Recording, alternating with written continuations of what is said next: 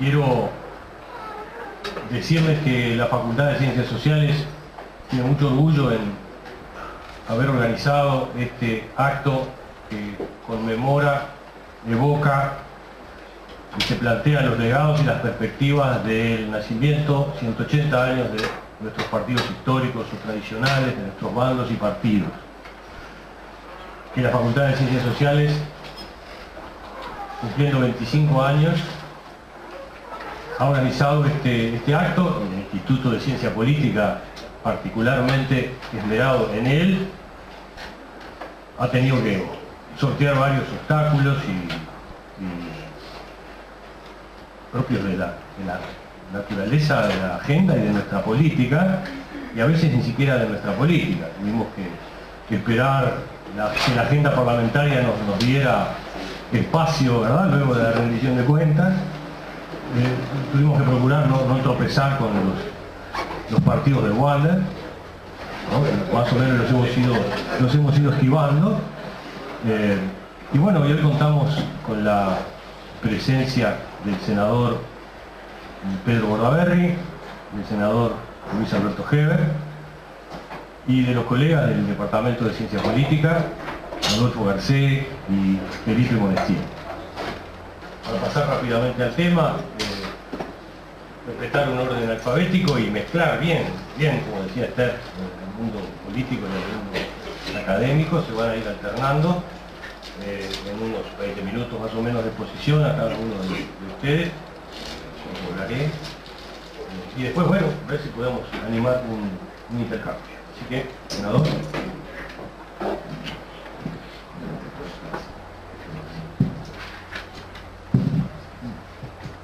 Bueno, buenas noches, muchas gracias por la invitación, las felicitaciones al profesor Rila, ni hablar, y a la cátedra, y el agradecimiento porque hagan esto en la conmemoración de estos 180 años. Lo primero que me lleva a reflexionar la invitación es el tema en sí. Me parece que hay que ceñirse exactamente a aquello por lo cual nos invitaron. Y quiero hacer alguna precisión histórica, sin meterme en cancha que no es la mía notoriamente. Lo que nosotros estamos conmemorando son 180 años del nacimiento de las divisas, de la divisa colorada y de la divisa del Partido Nacional, la divisa blanca. Entiendo que los partidos nacieron antes de 1836 y fundo en eso en una cantidad de documentos y estudios que así lo avalan. ¿Y por qué estoy yo hoy acá rodeado de historiadores y de politólogos que evidentemente saben mucho más que yo del tema? Creo que es porque he sido en los últimos años un actor importante dentro de mi partido y por ende desde esa actividad en los últimos años es que voy a dar mi posición, que lejos está de tratar de ser histórica o desde el punto de vista de la ciencia política. Y el tema en sí habla de legados y perspectivas. Y nos obliga a mirar hacia atrás para saber cuáles son los legados y mirar hacia adelante para ver cuáles son las perspectivas. Y la precisión histórica esa de que los partidos no nacieron en agosto y septiembre de 1836, sino antes, nos ayuda justamente para bucear en esos legados. Porque creemos nosotros que tenemos legados que son anteriores a 1836. ¿Cómo nacieron? ¿Cuándo se fundó el Partido Colorado? Precisamente no lo sabemos, porque no hubo un acta constitutiva. No hubo algunos ciudadanos que se juntaron y dijeron vamos a fundar un partido, como sí pasó con el Frente Amplio, que tiene una fecha concreta. A nosotros no nos sucedió eso. Yo creo que las primeras actas del Partido Nacional, no me voy a meter en la cancha de Luis Alberto, son de 1870 y algo. Entonces, ¿cómo saber cuál es la fecha exacta? No voy a entrar tampoco en la discusión del decanato, porque ya de decanato estamos un poco cansados de discusiones. Pero sí voy a tratar de ser preciso con eso. La fecha de septiembre de 1836, de la que se conmemoran 180 años, es de la batalla de Carpintería.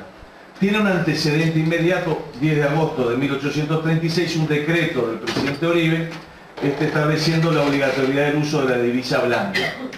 Y eso que cuentan los historiadores, que dice que los paisanos decían, el gobierno se sublevó contra el general Rivera. Esa cosa tan particular, ¿no? El gobierno se sublevaba contra alguien que no estaba en el gobierno. Y lo cierto es que había una batalla ahí en Durazno, en Carpintería. Los blancos en aquel entonces, después fueron el Partido Nacional, usaban una divisa blanca para distinguirse. Los colorados, no éramos colorados todavía, usábamos una celeste, pero con la lluvia y el sol destenían, y entonces los paisanos, para diferenciarse, ¿qué hicieron? Dieron vuelta a los ponchos patrios. No sé si ustedes conocen los ponchos patrios. Dieron vuelta a los ponchos patrios. El forro de los ponchos patrios es rojo, es colorado. Lo arrancaron y se colgaron divisas para distinguirse. Y ahí se le puso el nombre al partido. De ahí en adelante fuimos los colorados. Fuimos el Partido Colorado. ¿Por qué digo que es importante determinar si es anterior? Porque creo que con anterioridad a 1836 ocurrieron 2 o 3 cosas muy importantes que son legados muy importantes para nosotros. En esto que les digo coincide Pibel Devoto, que dice que ya antes de 1836 existían los partidos. Es más, en una parte en su libro Historia de los partidos políticos del Uruguay, Pibel Devoto, hablando de la revolución de 1832 contra Rivera, habla y dice: el partido del presidente salió fortalecido. O sea que ya estaba hablando del partido. Y Francisco Bauzá y Julio Vera y Oves se expresan en el mismo sentido. También, ya en 1881, dicen ellos que el Partido Colorado nació en 1832 en ocasión de la revolución contra el general Rivera. Sin embargo, a mi juicio, existen unos antecedentes anteriores todavía a eso. El primero y más importante se da en 1820. Y me parece que es muy importante eso porque, y disculpen que vaya tanto a la historia, pero ha sido muy importante en la vida posterior del partido esa decisión. En 1820, Artigas está exiliado en el Paraguay, Oribe está exiliado en Buenos Aires, Lavalleja está preso en Las Cobras en el Brasil, y queda solamente acá peleando contra los invasores de Lecor, Rivera con 400 gauchos a su orden. Y ahí Rivera se enfrenta a una decisión tremenda. ¿Qué hace? Se va con Artigas al Paraguay, se va a exiliar en Buenos Aires, cae preso o muerto y termina como Lavalleja, o tranza. Y ha recibido, a lo largo de la historia de Rivera, una cantidad de críticas por eso. Pero Rivera, en esa decisión tremenda que tenía que tomar, dijo: yo voy a tratar de salvar lo poco que queda. Y tranza con Lecor, con el Barón de la Laguna. ¿Y qué es lo que exige? En primer lugar dice: muy bien, yo capitulo, ustedes están acá, pero respetan los títulos de las tierras artiguistas, del reparto de tierras de 1815. Es decir, piensa primero en los orientales que estaban acá y que frente al invasor, lógicamente, podían ver que sus tierras iban a ser confiscadas. Y él dice, esa es la primera condición que pone. Y logra de esa forma proteger a los orientales que ya quedaban sin nada. Y en segundo lugar, lo que creo que es muy importante que hace Rivera, exige tener un ejército a su nombre. Quedar él con un regimiento a su nombre donde lleva a los orientales. A los 2 años logra que liberen de Las Cobras a Lavalleja, y viene y Lavalleja sirve bajo el mando de Rivera y mantiene así vivo el espíritu oriental.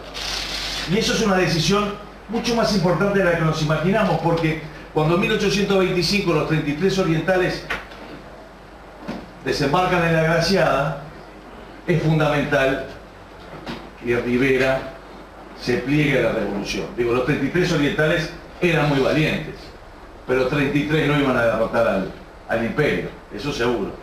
Y eso fue lo que permitió después, no voy a entrar en la discusión del Monzón y todas esas cosas, pero después de eso permitió que estallara realmente la revolución. Esa decisión fue lo que después Max Weber definió como la ética de la responsabilidad frente a la ética de la convicción. Es decir, antes de pensar en él mismo, pensó en el interés de los demás y en hacer lo correcto.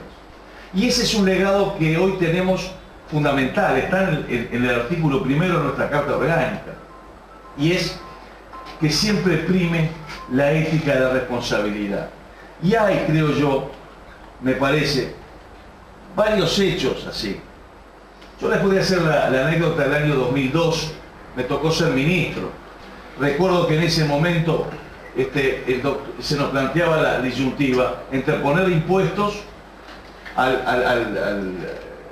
trabajo, a las jubilaciones, etcétera, o poner impuestos a las exportaciones. Si ponemos impuestos al trabajo, lo decían todos los políticos que integraban el gabinete, resulta que no nos iba a votar nadie. Eso es lo que nos decían. Ahora, si ponemos impuestos a las exportaciones, resulta que la economía no se iba a recuperar. Y recuerdo que el doctor Valle, siendo presidente de la República, dijo: va a primar la ética de la responsabilidad, vamos a hacer lo correcto para que el Uruguay se recupere por más que no nos vote nadie. Y la verdad que fue un visionario, fue lo que pasó. Hicimos lo correcto, la economía se recuperó y no nos votó nadie. Fue así. Pero primó la ética de la responsabilidad antes de eso. En segundo lugar, está mal poner, el cambio en paz. Vaya si el doctor Sanguinetti quería otra cosa, quería una salida de la dictadura a la democracia plena, pero tuvo que transar porque vio que esa era la mejor salida. De vuelta, hizo primar la ética de la responsabilidad. A mí me ha pasado en otras decisiones que no tuvieron esa dimensión. Por ejemplo, siendo en el primer gobierno del doctor Vázquez, invitó a ir a un acto por el Nunca Más, y a mí me pareció, y mire que en lo personal era una decisión complicada, y me pareció que era bueno para el país, y más allá de todo eso había que ir. Hicimos primar esa ética de responsabilidad, así que ese es un legado que se proyecta hacia adelante. Hay otra fecha importante que es 1828, la campaña de las Misiones. Rivera invade el Brasil, lo empiezan a decir que vuelva. Rivera decía que no, al final en el Ibicuí dijo: de aquí no paso. Y si él no hubiera hecho eso, los límites hubieran sido la Arapey o más abajo. Y eso ¿qué nos derivó a nosotros? En una defensa siempre de lo que es lo territorial, la nacionalidad, todo ese tipo de situaciones, que también es un legado que se proyecta aún hoy. Y además que primero está la patria y después están los intereses personales. El doctor Sanguinetti en su primera presidencia restableció las relaciones con China comunista. Primó el interés nacional sobre cualquier ideología. En tiempos en los cuales parece que las relaciones internacionales habían agarrado un sesgo muy de la amistad y afinidad ideológica, no nos tenemos que olvidar que lo que tenemos que defender siempre es el interés nacional, y eso ha sido también para nosotros algo muy importante. Hay otra cosa de aquella época que nos parece muy importante como legado, que son dos decisiones del presidente Rivera, una en 1832 y otra en 1838, que hablan de la libertad de expresión, ustedes saben, y opinión. El artículo 29 de la Constitución, que de la pluma de Yauri, dice que es libre, enteramente libre, dice, la emisión del pensamiento sujeto a la responsabilidad posterior. En 1832 Juan Manuel de Rosas le escribía a Rivera pidiéndole que prohibiera que lo criticaran en la prensa montevideana. Y Rivera le contestaba: mire, me pueden criticar a mí, no lo van a criticar a usted. Y en 1838, cuando asume su segunda presidencia, Rivera saca un decreto que no es debidamente destacado, y yo creo que hay que destacarlo siempre, en el cual él y sus ministros renuncian a cualquier acción posterior por difamación y injurias. Dice, es decir, es enteramente libre, sujeto a la responsabilidad. Y él dijo al asumir: está bien, pero ni yo ni mis ministros vamos a accionar si nos dicen mentiras y falsedades. Vaya si es el principio, esa defensa de la libertad de expresión es fundamental. Por eso a veces cuando vemos que si en una tribuna un gremio dice algo contra el gobierno, se le hace una amenaza a tomar una represalia, decimos: no, eso no. Eso nos parece que es un legado muy importante que se proyecta. Después viene la Guerra Grande, que nos dejó un legado de los principios republicanos, dolorosa como todas las guerras, pero nos dejó el legado de los principios republicanos y una visión universalista. ¿Por qué? Porque aquí estuvo Garibaldi, porque aquí estuvo la Legión Francesa, porque eso nos dejó un legado a todos, una visión hacia afuera, que es la que defendemos hasta hoy. Y voy a dejar de lado lo que son nuestros enfrentamientos con nuestros hermanos del Partido Nacional, que tuvimos muchos y tristes, pero que me parece que nos dejaron a los dos enseñanzas muy importantes. Pero esos principios republicanos que defendimos con Garibaldi, esa visión universalista, esa visión del mundo, se transmite hasta hoy. Si no, escúchenlo al doctor Valle hablar de la inserción internacional, y creo que es importante. Y también nos dejó otra cosa que para mí es vital. En esa guerra grande, una de las figuras fue Joaquín Suárez. Y Joaquín Suárez perdió todo su patrimonio, puso todo su patrimonio ahí. Y cuando termina la guerra grande, le van y le dicen a Joaquín Suárez, bueno, pásenos lo que puso, que se lo vamos a reembolsar. Y esa frase que repetimos hasta el cansancio, nosotros, que es la respuesta de Joaquín Suárez, que dice, a la patria como a la madre no se le llevan cuentas. Y eso también es para nosotros una guía como legado hacia el futuro de accionar contra la corrupción, de un proceder muy particular. Algunos dicen siempre, se entra en la política, se sale de la política con menos de lo que se entra. Y de eso creo que puedo dar fe. Y si bien hablamos del Partido Nacional, yo creo que quiero hablar de una forma positiva. Nos ha tocado ser gobierno y oposición. Por suerte a nosotros, durante mucho tiempo, más veces gobierno, últimamente le va mejor a ellos, lamentablemente para mí, digo, porque nosotros vivimos en un lugar, en un momento no adecuado. Pero más allá de eso, no se entiende el Uruguay sin el Partido Nacional y sin el Partido Colorado. Y no se entiende el Partido Colorado sin el Partido Nacional, como creo que no se entiende el Partido Nacional sin el Partido Colorado. Y ya lo decía un editorial de la Gaceta en 1828 que cita a Pibel Devoto. Decía que un partido de oposición, lejos de ser perjudicial para el país, es el baluarte de su libertad. Al paso que es el germen de la anarquía si se debía a los principios de justicia.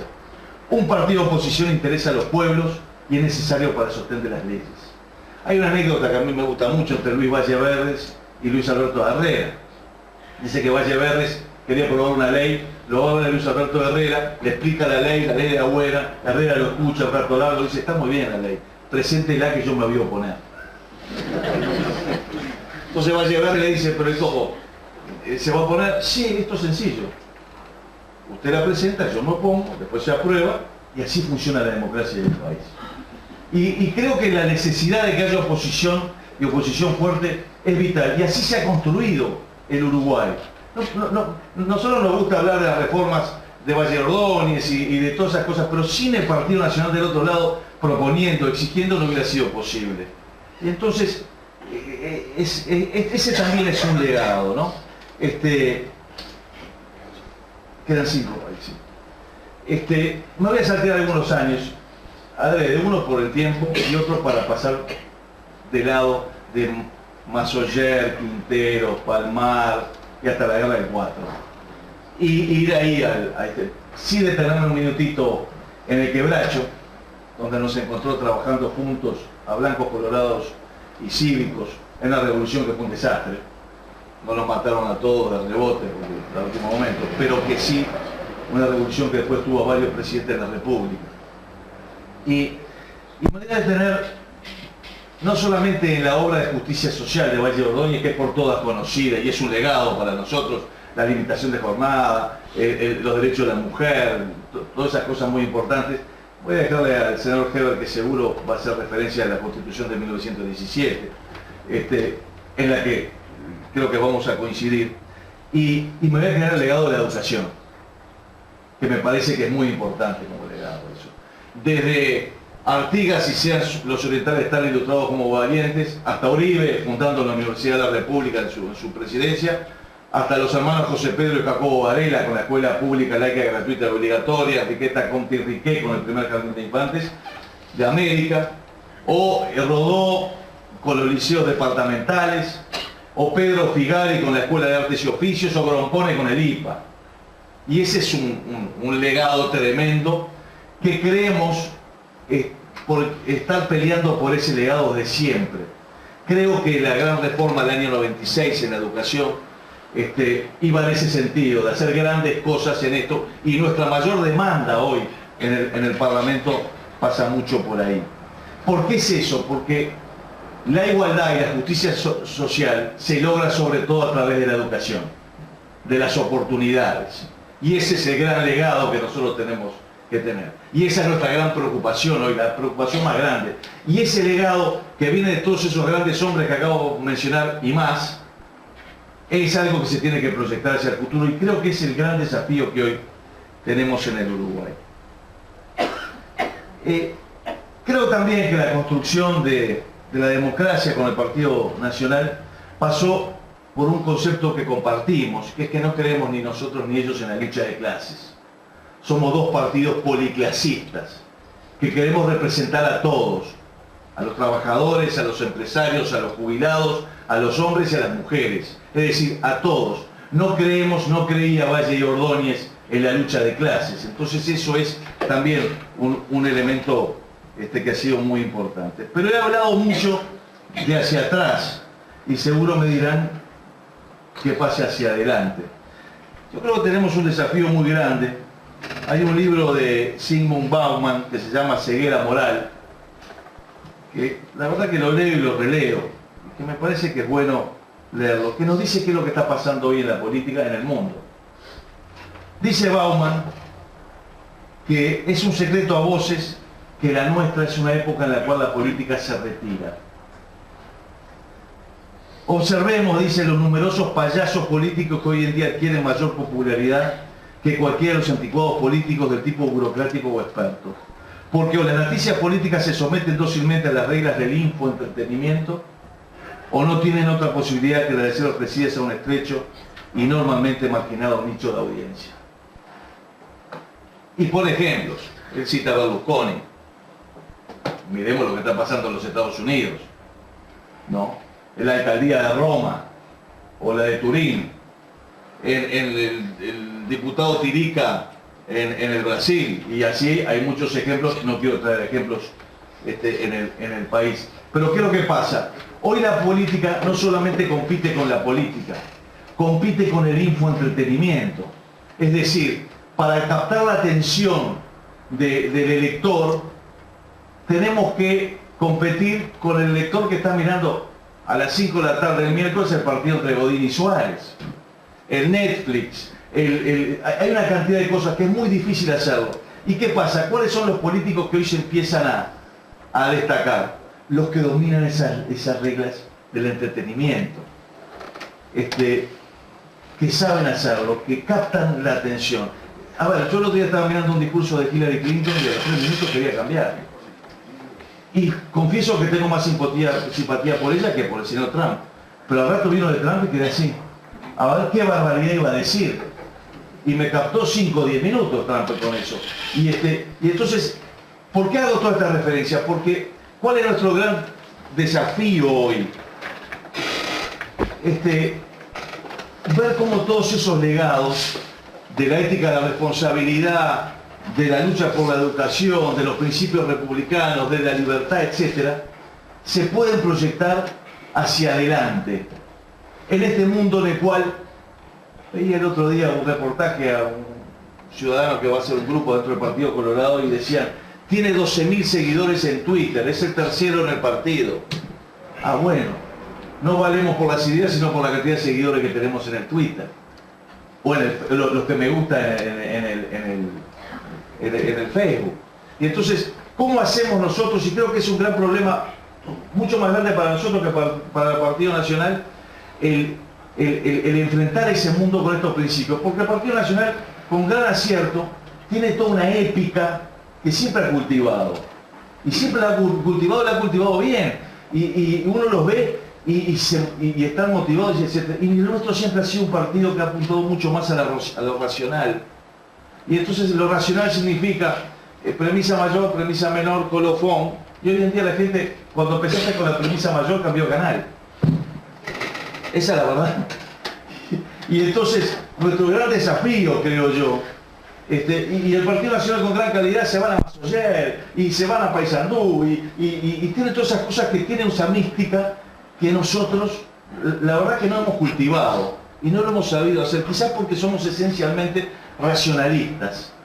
Y no digo que ellos no lo sean, pero creo que han tenido la habilidad de agregarle a ese racionalismo toda esa otra cosa, que hoy en día son 140 caracteres, un titular, un clic, en definitiva son clics. Como decía Borges, yo esta discusión la tengo a cada rato en el Senado, nos dicen, bueno, por ese delito lo comete mucha gente. Y decía Borges, mire, la estadística está sustituyendo a la ética, porque la gente piensa que porque algo se hace muchas veces está bien, ¿no? Y entonces lo mismo nos pasa con la política, parecería ser que si no lo repetís muchas veces no está bien, y de repente no es necesario eso. Y ese es el gran desafío, creo que hoy tenemos. Hay lugar en el mundo para esta racionalidad, en el mundo político de hoy, en este mundo de los Donald Trump, de los Boris Johnson. Se tiró el Brexit y cuando salió recién empezó a pensar qué había que hacer si salía el Brexit, ¿no? De los Berlusconi, de los Beppe Grillo, de los Tirica. Hay lugar para la ética, la responsabilidad, la educación, la libertad de expresión como principio rector de la actividad política. Yo quiero creer que sí, pero le dejo esa pregunta a ustedes. Muchas gracias.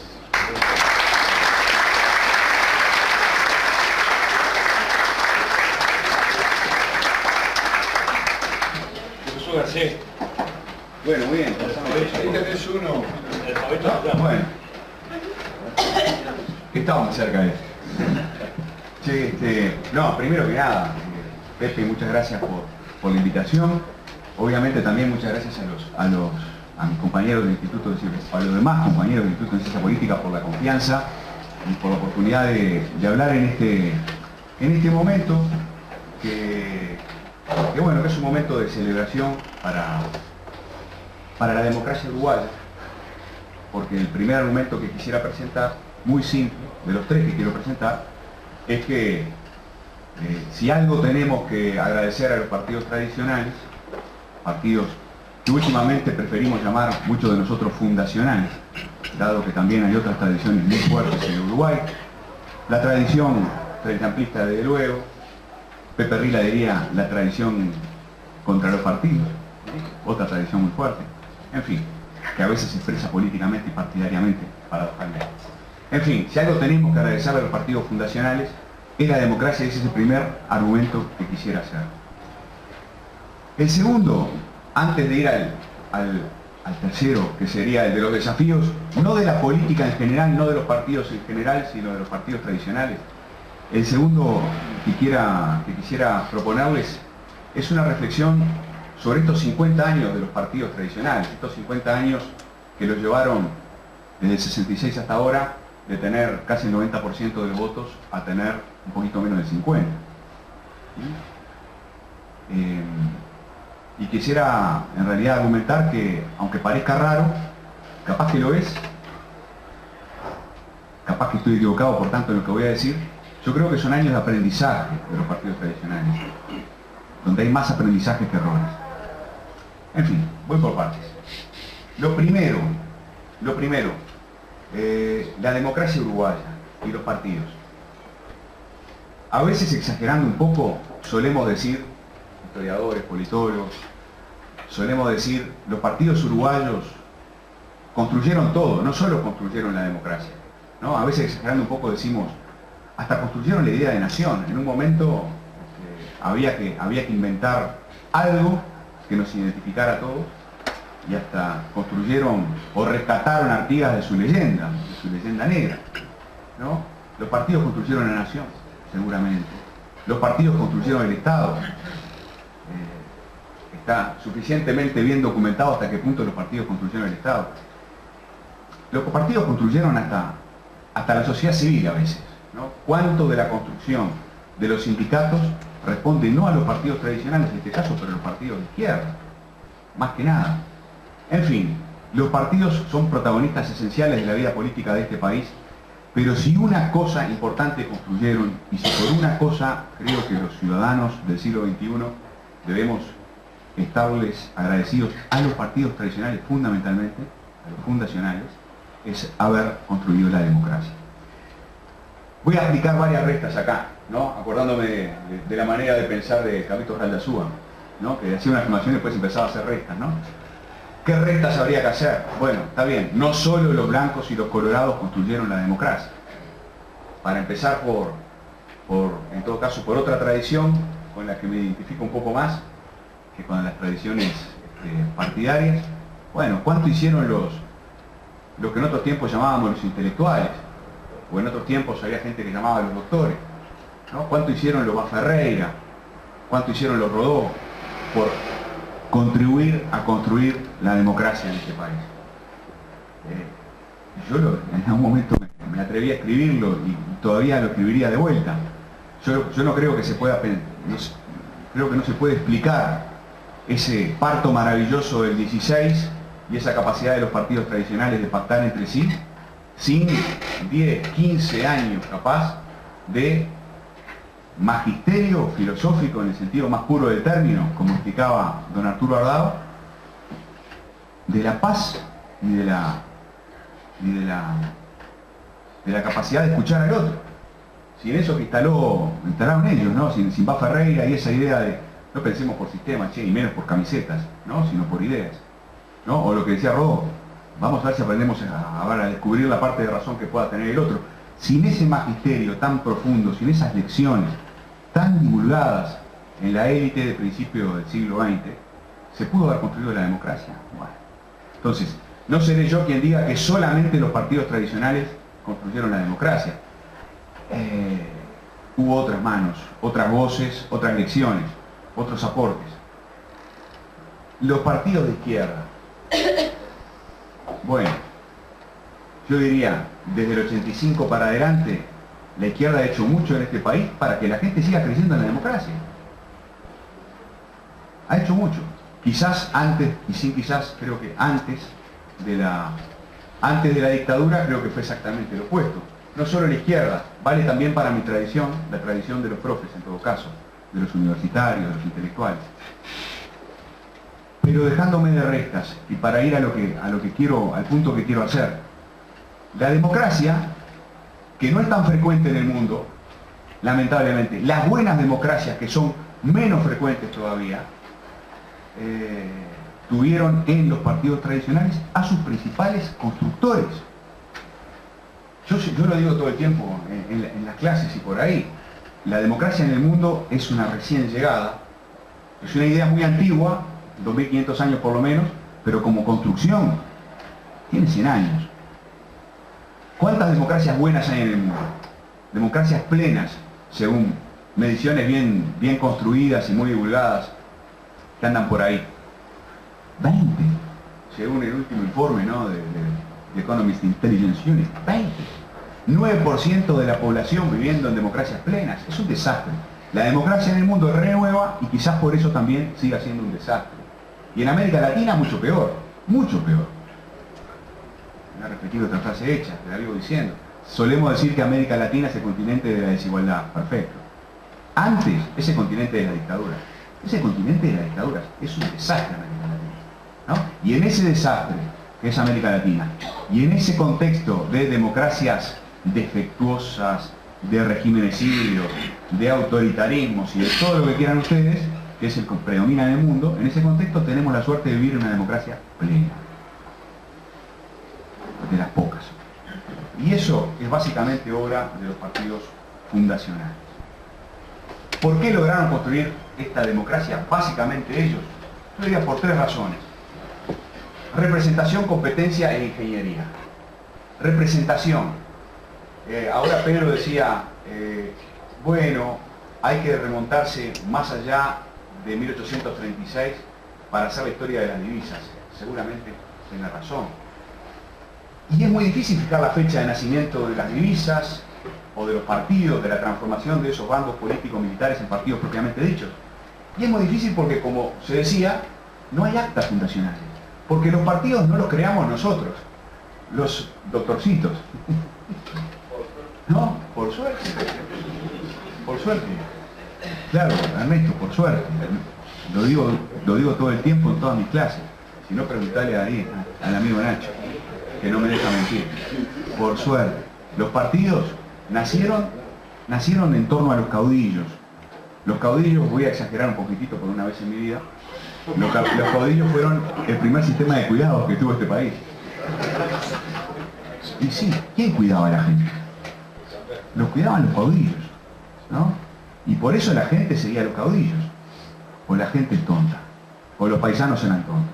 Seguían a los caudillos porque había entre los caudillos y la gente, y vuelvo a buscar a Carlitos Raldasúa, esa cosa retributiva, esa cosa de, bueno, de obediencia a cambio de protección, o cariño, ¿no? Ese cariño que es la recompensa, si ustedes quieren, de la capacidad de cuidar y la capacidad de proteger. Esa cosa popular de las viejas divisas,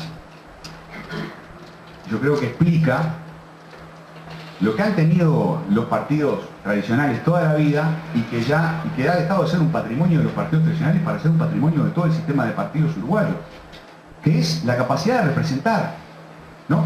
Grandes orejas capaces de escuchar, la representación antes que nada. Yo creo que los partidos tradicionales han tenido una enorme capacidad de representar y si no fuera por eso no estarían vivos 180 años después. Escuchar a la gente, protegerla, interpretarla, representarla. Segundo, en esta cosa de la construcción de la democracia, la competencia, ¿no? Los partidos tradicionales compitieron hasta la muerte, y no son palabras, son realidades, ¿no? La competencia es lo que hace posible la democracia. No hay democracia sin competencia, no hay democracia sin resistencia a las hegemonías. Y la historia de los colorados y de los blancos, y más de los blancos que de los colorados, es la historia de la resistencia a las hegemonías. Y acá simplemente hay que acordarse nuevamente de nuestro profe Robert Dahl, ¿no? Y de sus lecciones respecto a cómo se construye la democracia en el mundo, y se construye así, ¿no? Cuando hay tanto empecinamiento del lado de la oposición que exterminar a la oposición pasa a ser realmente demasiado costoso y más vale tolerarlo. Competencia entre colorados y blancos, competencia dentro de los partidos. Uruguay tiene la democracia que tiene porque se las ingenió por el empecinamiento de los blancos y por el empecinamiento de gente como Valle Ordóñez, que le tenía fobia a la concentración de poder, ¿no? Se empecinó en pulverizar el poder. Y habrá que estarles eternamente agradecidos porque pulverizaron el poder. Este país es ingobernable, por suerte. Por suerte. Competencia. Lo tercero, ingeniería. Quizá ahí la sabiduría de los caudillos se mezcló con la sabiduría de los doctores, diría Pibel, ¿no? Y los partidos tradicionales demostraron una gran capacidad, un gran ingenio, un gran talento para construir instituciones políticas, para inventar instituciones. Es la Constitución del 16, pero antes es el doble voto simultáneo y hay toda una tradición de sofisticación. El único reproche que yo les haría es ojalá hubieran puesto tanto talento y tanto empeño en resolver los problemas económicos, los problemas del desarrollo, como el talento y el empeño que pusieron en resolver los problemas institucionales. Hace unos años, cuando me interesaba mucho estudiar las cosas del desarrollo en Uruguay, me dio por leer sobre la planificación en Brasil, sobre las controversias sobre desarrollo en Brasil. Mientras acá discutíamos en la década del 30, en la década del 40, del 50, discutíamos con una sofisticación extraordinaria acerca del colegiado y las reglas de la política. Ellos discutían una cosa menos importante, discutían sobre desarrollo. Pero hay que ver cómo discutían, ¿eh? Ojalá ellos hubieran discutido más sobre política y sobre democracia, ojalá, ¿no? Pero ojalá nosotros hubiéramos discutido más sobre el desarrollo económico, sobre la calidad de las políticas públicas, que todavía sigue siendo una deuda pendiente. Paso al segundo punto. Esta paradoja de, bueno, no sé, estarán de acuerdo o no, yo creo que los partidos tradicionales en 50 años, a lo largo de estos últimos 50 años, puede ser así, a ver, perdieron muchísimos votos en 50 años y sin embargo maduraron, crecieron como partidos. Yo creo que crecieron como partidos porque aprendieron a cooperar dentro de ellos y entre sí aprendieron a cooperar mucho más. Me acuerdo del querido Zorro González y de su tesis de doctorado, su hermoso libro, Estructuras Políticas y Democracia. Bueno, una de las cosas que dice Luis Eduardo en ese libro es, y bueno, los partidos no pudieron con el reto de mantener la democracia, no pudieron con el reto del desarrollo, y uno de los problemas era la fraccionalización de los partidos, lo que él consideraba una creciente fraccionalización de los partidos. Bueno, yo creo que los partidos han aprendido a cooperar más entre sí después de la dictadura, y creo que los partidos han aprendido también a ser más homogéneos. Yo creo que ha llegado el tiempo de volver a discutir sobre la reforma del 96. Estamos a 20 años de la reforma del 96. Y yo sé que acá, en esta casa, no todos pensamos lo mismo sobre la reforma del 96. Algunos talentosísimos compañeros míos consideran que la reforma del 96 fue un error, ¿no? Un error que los partidos tradicionales hicieron volar ahí una pieza del doble voto simultáneo, una pieza importante de su propia sabiduría, de su propio legado.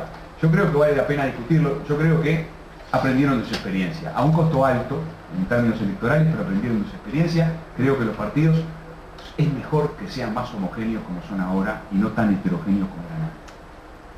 Creo que está bastante probado, hay al menos gente competente que lo dice, como Juan Pablo Luna, que los partidos tradicionales se volvieron también más programáticos y menos clientelistas. Y el clientelismo tiene una cosa hermosa que a nosotros nos enseñó Romeo Pérez Antón hace mucho tiempo, cuando dijo un día en clase, el clientelismo democratiza, porque incluye a la gente.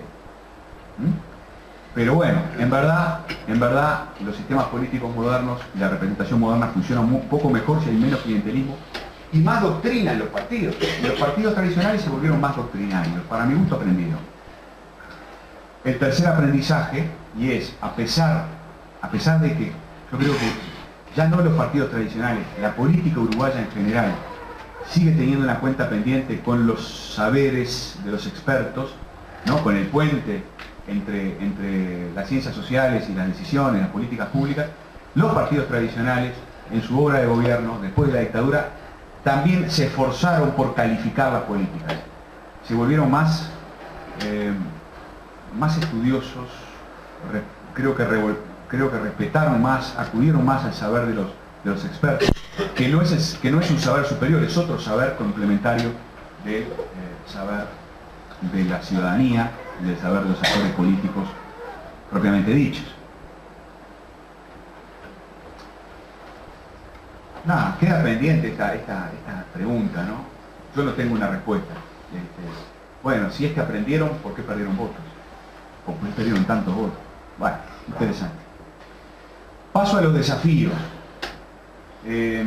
Tengo que dejar de lado, los voy a mencionar solamente, desafíos que no son de los partidos políticos fundacionales, que son de la democracia uruguaya en general y de los partidos, de todos los partidos en general. Y voy a dejar de lado también los desafíos específicos, ¿no? Que yo creo que tienen blancos y colorados, para hablar de los desafíos de colorados y blancos como subsistema. Pedro decía, no se puede entender uno sin el otro, y eso es perfectamente cierto, y yo quisiera referirme a ellos como subsistema. Pero desafíos de todos los partidos los quiero mencionar.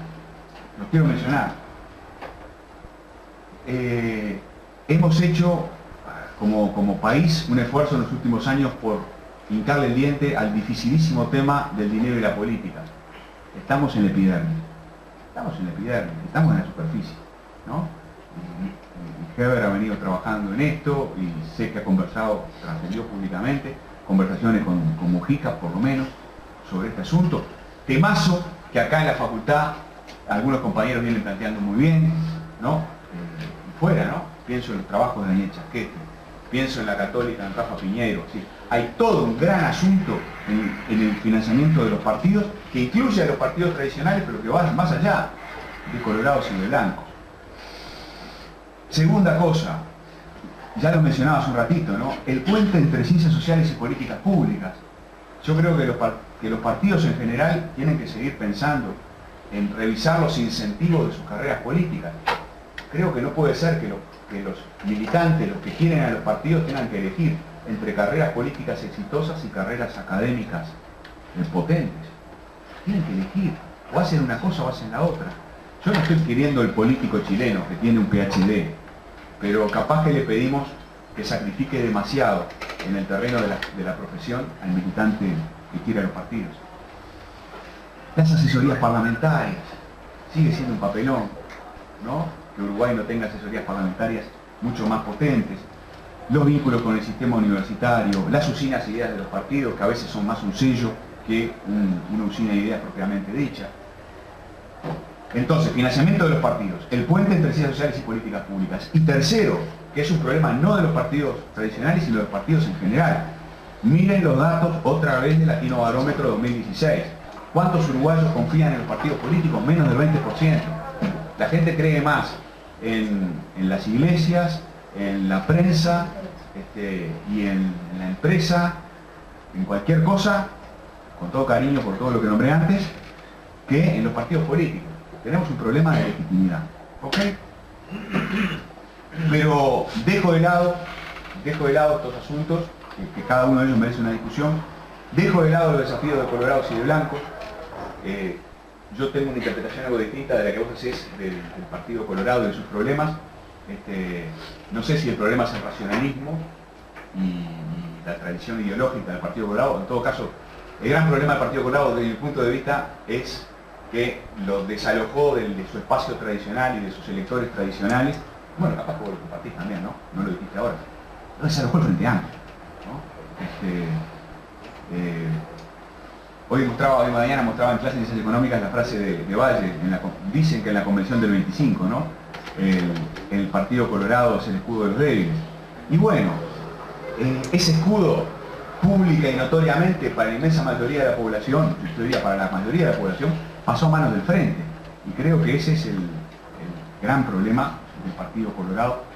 Y voy cerrando con los desafíos, en 3 minutos, con los desafíos del subsistema de los partidos fundacionales. Lo he escrito muchas veces, y no quiero dejar de decirlo ahora. Yo creo que el gran desafío de los partidos fundacionales es que aprendan a cooperar más. Yo creo que así como a los blancos les llevó 25 años superar su división del 33, ¿no? Y como a colorados y blancos les costó muchísimo tiempo aprender a gobernar juntos, y gobernaron juntos desde el 85 al 2004, 62% del tiempo gobernaron en coalición, coaliciones mayoritarias o minoritarias, pero en coalición. Creo que desde que están en la oposición no saben trabajar juntos.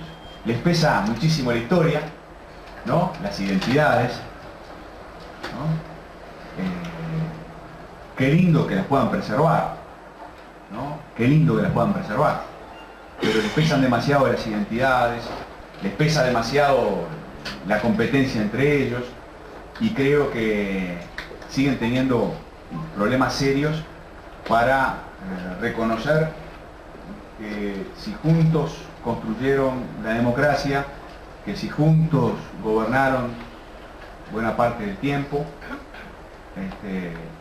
si juntos fueron desalojados del poder en el 2004, están condenados, les guste o no, a, en el mejor de los casos, volver juntos. Bueno, gracias por la paciencia y muchas gracias.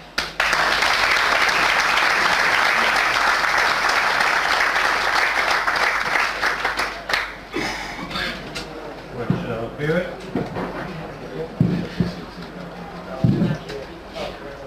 Bueno, buenas noches. Yo quiero sumarme al agradecimiento de la invitación de mi sobrina, a los politólogos que nos acompañan. Es muy importante poder analizar la creación, el nacimiento, la trayectoria de partidos que como sistema de partidos es el más viejo del mundo, ¿no? Dicen que hay partidos más viejos que cada uno de nosotros, que es el Partido Conservador Inglés, dicen que es. Pero no deja de ser, por lo menos de atención y de análisis en los 180 años que tenemos como partido. Y para mí, como en este caso como presidente del Partido Nacional, es un orgullo muy grande el que tengo, y es el que quizás lo manifestamos muy de piel, ¿no? muy del alma, ¿no? Que es una característica muy nuestra. Yo coincido con Pedro en cuanto a que el nacimiento de las divisas no quiere decir que ese día y esa hora y en ese decreto hayan nacido. Hay gente que habla de más atrás, lo decía don Juan Miguel Begoto, como lo decía él. Hay gente que sostiene que los partidos, bueno, yo tengo fanáticos en el Partido Nacional que sostienen que los 33 orientales, los 32 eran orientales blancos y había uno colorado, ¿viste? Ese tipo de disparate absurdo que no tiene sentido ir a discutir. No podemos entrar en esa discusión del decano, que lo dejamos para el deporte y para el fútbol, pero sería poco racional y poco lógico que lo hagamos en los partidos. Lo cierto es que Oribe puso la divisa mediante un decreto y la puso de color blanco porque quería rememorar las huestes artiguistas que se identificaron en las batallas contra el ejército español con una golilla blanca. Y allí aparece un sentimiento artiguista en el nacimiento del color de la divisa del Partido Nacional. Pero tampoco podemos pretender que por eso tenemos el monopolio de Artigas. Ni lo planteamos ni lo discutimos. Pero la divisa es la divisa blanca que le puso el lema de defensores de las leyes. Uno tiene que entender que en aquel tiempo de formación del Estado, de la institucionalidad, era de vital importancia para un hombre de Estado como era Oribe tratar de convencer que la Constitución, que hacia poco tiempo la habíamos, desde 1830, le había terminado de culminar la nacionalidad y la independencia nacional el 18 de julio, bueno, que justamente había que obedecerla, que había que acatarla, y que las leyes que surgían producto de las reglas que imponía la Constitución de 1830 había que acatarlas. En un país que todavía no tenía definido sus límites, en un país en donde teníamos que ordenarlo. Nadie puede pretender que en 1836 tuviéramos una convención y un directorio, porque no existían en América situaciones similares, y si la existían, murieron al poco tiempo. Lo cierto es que intuía la necesidad de tener un partido nación, por eso lo del Partido Nacional. Partido Nación, le hablaba. Cuando tuvo un acercamiento Oribe con Flores, el acercamiento de la relación y la cercanía que tenía era justamente previo a todos los sucesos de Paysandú. Ese acercamiento de Oribe propone el Partido Nacional, pero no como un partido nacionalista, sino como un partido que se defendiera los nacionales de la injerencia extranjera.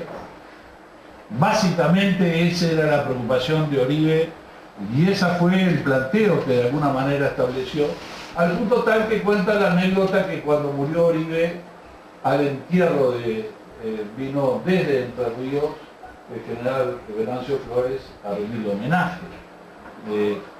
Después tuvimos nuestros problemas con Venancio Flores, pero hasta ahí no lo teníamos. Pero lo cierto es que el Partido Nacional no el Partido Blanco, estaban los blancos, que en Defensores de las Leyes seguían un programa de gobierno que fue el que presentó, y es importante tenerlo presente, que es el que presentó Uribe a la Asamblea General cuando iniciaba su gobierno, en un informe en donde estableció el programa de lo que pretendía ser de lo que acabábamos de dejar de ser, que era la banda universal, para ser una república y un Estado y una nación. O sea, toda la impronta del nacimiento de los partidos, y por no podía ser de otra manera del Partido Nacional, es la afirmación de la nacionalidad. Y tiene que ser, porque no nos podíamos plantear en 1836 algo que estaba en cuestión. Había presencia extranjera, había influencia extranjera, incidieron, tuvieron injerencia en el desarrollo de la institucionalidad nacional, al punto tal que terminamos en guerras, producto de la injerencia en nuestro país.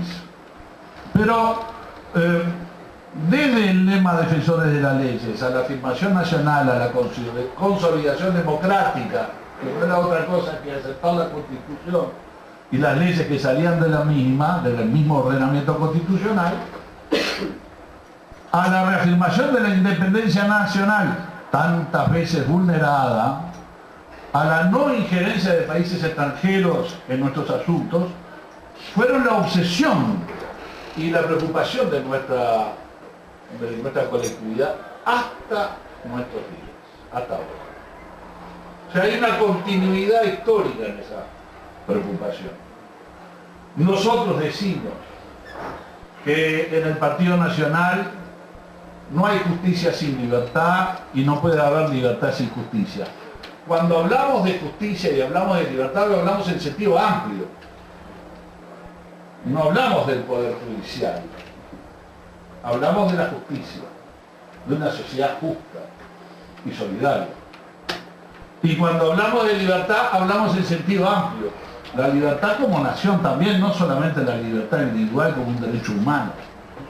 Hablamos también de la libertad, y así lo demuestran los programas de principio que yo les quiero mencionar, porque la virtud de haberme invitado por parte del profesor Vila a esta conferencia me ha llevado a releer muchos programas de principios de nuestro partido desde 1872 hasta incluso proclamas que desde 1870 proclamas del presidente Berro, las proclamas de Leandro Gómez. Me ha tenido que llevar a leer todo eso, que no se los voy a decir porque si no me alcanzarían los 20 minutos para poder hablar. Pero lo cierto es que tenemos un Uruguay violento hasta el año 1916, en donde nos enfrentamos en guerras, y un Uruguay moderno, en donde pactamos la convivencia partidaria a partir de la Constitución del año 17, que empezó a estar vigente en el año 19. Pero para hablar de esos dos tiempos, yo tengo que hablar del nacimiento del partido, de los gobiernos del Partido Nacional del siglo XIX, y tendría que decir de las revoluciones que generaron y que llevó al partido a las armas, producto de la frustración de no haber tenido instancias de participación que generaron muchas veces el recurso revolucionario. Pero fíjense que en el Uruguay moderno, en la Constitución del año 17, se generó el voto secreto, naturalmente, la abolición de la pena de muerte, la separación del Estado de la Iglesia Católica. En el año 16, en la Asamblea, en el año 17, la Constitución, la autonomía de los gobiernos municipales, la representación proporcional, el nombre del Estado, nos llamábamos Estado Oriental del Uruguay y pasamos a ser República Oriental del Uruguay. se dio el derecho al voto a todos los hombres mayores de 18 años que no fueran soldados. No votaban todo el mundo en el Uruguay. Quiere decir que para mí la democracia que nace del pacto político constitucional de la Constitución del 17 abre puertas a un Uruguay moderno y genera paz, generó paz, paz que no la encontramos en el siglo pasado. Bueno, fíjense que la primera, Pedro Bordaberry, el senador Bordaberry señalaba que el primer programa de principios es de 1872, cuando tomamos conciencia que teníamos que tener partido con un para qué nos juntamos, que no solamente las proclamas y las declaraciones que hacían nuestros caudillos, nuestros presidentes, los programas de gobierno, teníamos que razonar y crear una carta orgánica, que recién mucho más adelante, en 1891, la establecimos. No teníamos carta orgánica, no había funcionamiento, no funcionábamos como partido. Éramos los blancos, ¿no? Y algunos caudillos hablaban del Partido Nación. Entonces empezamos, sobre todo porque Garcés decía de la clase doctoral y los intelectuales que acusaban a los partidos en aquel momento que era de falta de ideas. No la recibimos, incluso yo asumo personería por ellos en el pasado, porque hay que ver las discusiones que teníamos en las convenciones de la época. Yo les voy a leer algo, que son temas. Fíjense que el Club Nacionalista de 1872 que empieza a generar, que son muchachos jóvenes, es una juventud muy linda, después de la Revolución de las Lanzas y después de la Paz de Abril, en donde está Vázquez Acevedo, donde está Juan José de Herrera, donde están figuras que después se transformaron en figuras muy importantes del Partido Nacional, pero ahí tenían 20 y pocos años, generaron el Club Nacionalista y hablaban de paz y libertad electoral. Había un reclamo de basta de matarnos.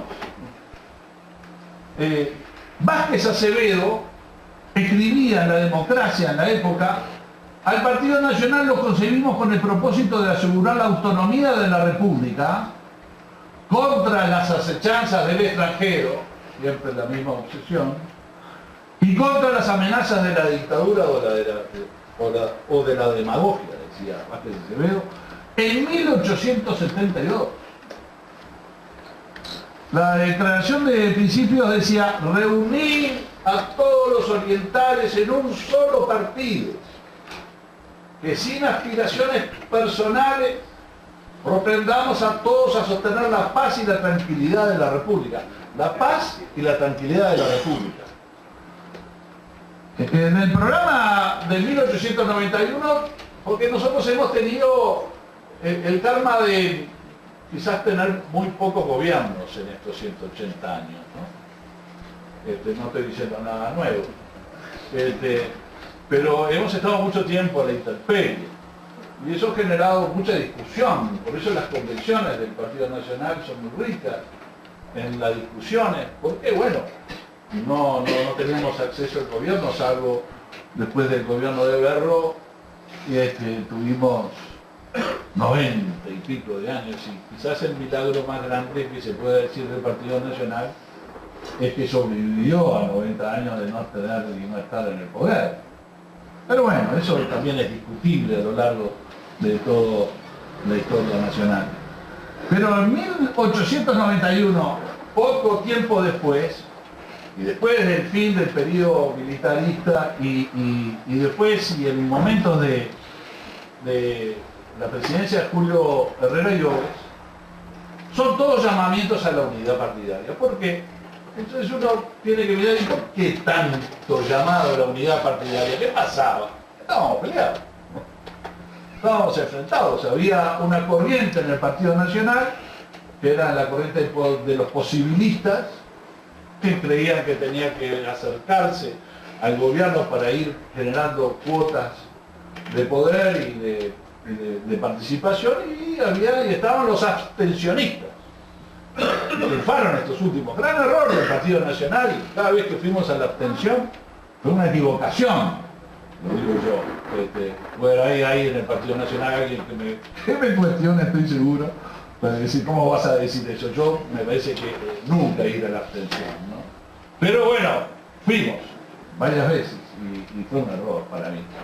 Pero por primera vez se establece la Carta Orgánica, no teníamos organización partidaria, pero fue en 1891. Y también se vio en la Convención dos líneas de acción, una de un espiritualismo principista, que era abstencionista, y otro que es positivismo evolucionista. Y se dio esa discusión en la Convención. Fíjense lo que se escuchó en 1891 en la Convención. Doctor Lerena dijo: no hay argumentos ni teorías contra el estómago de los pueblos. En la historia y en todo tiempo el primer rebelde, el mayor revolucionario ha sido el estómago. Y creo que es sabia, ¿no? sus palabras, ¿no? Pero al poco tiempo, 1891, empezaron las revoluciones aravistas. Yo no tengo ningún interés en ir a una discusión de carácter histórico, pero creo que no podemos soslayarla. Existieron, fueron dos, fueron duras, y terminamos en 1904 con nuestro caudillo muerto en Masuyén y perdiendo esa revolución. Bueno, perdimos porque nos mataron al caudillo.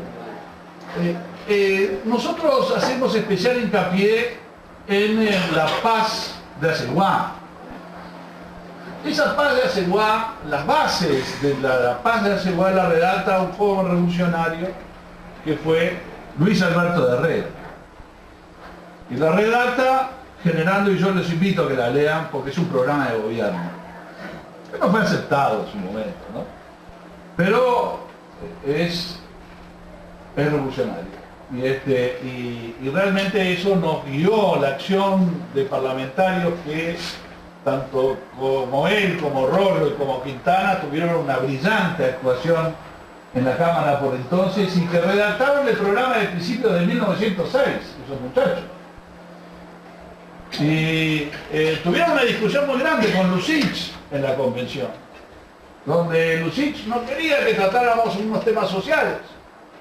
Y cuentan que ese compromiso nació de las carpas revolucionarias, producto del frío y del hambre que habían pasado junto a los soldados salavistas. Y se comprometieron ahí a que si mañana llegaban a algún lugar, hay muchas anécdotas, muchos cuentos de esto, se comprometían en llevar adelante. Y miren lo que propusieron en la convención de 1906.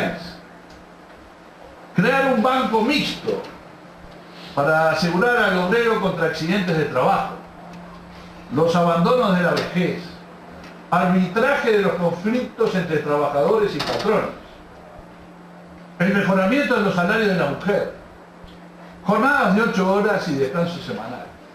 En 1906 todavía no se había dado la revolución bolchevique. Estaban estos revolucionarios planteando esto. Entonces, etiquetas son difíciles de tener un partido que se trata de simplificar. Es un partido conservador, es un partido así, es un partido de derecha, centro derecha. No sé, en esa época que seríamos revolucionarios. El partido propuso esto porque había una incipiente industrialización en el país. Y había un modesto, chico pero efectivo proletariado que influyó en los postulados del Partido Nacional de la época. Después llevaron eso a proyectos de ley. Y esto tampoco puede generarse en la discusión de la paternidad de las 8 horas. Lo cierto es que el país ya estaba pidiendo 8 horas. Después vino un proyecto del presidente Valle, lo votamos con las 2 manos y salió, y no importa quién fue, lo cierto es que había una sociedad que estaba pidiendo esos avances que eran necesarios. Y no importa si vino de un lado o vino de otro, lo cierto es que estos tres muchachos, que Lusit se los quiso pasar en la convención, una comisión para que muriera el entierro más grande, y que Washington Beltrán en la misma convención levantó su voz para no permitir que esto pasara. Y después vino 1924, en el programa de principio del 24 hablábamos de las empresas públicas. Es muy interesante ver lo que decía el Partido Nacional de las empresas públicas, porque muchas veces nos ponen enfrentados a las mismas, y ahí hablábamos de la creación y de la necesidad que estas fueran instrumentos de la producción nacional. Y es interesante leerlo como para ver cómo viene el pensamiento del Partido Nacional. En el año 25 afirmamos la democracia con las leyes electorales.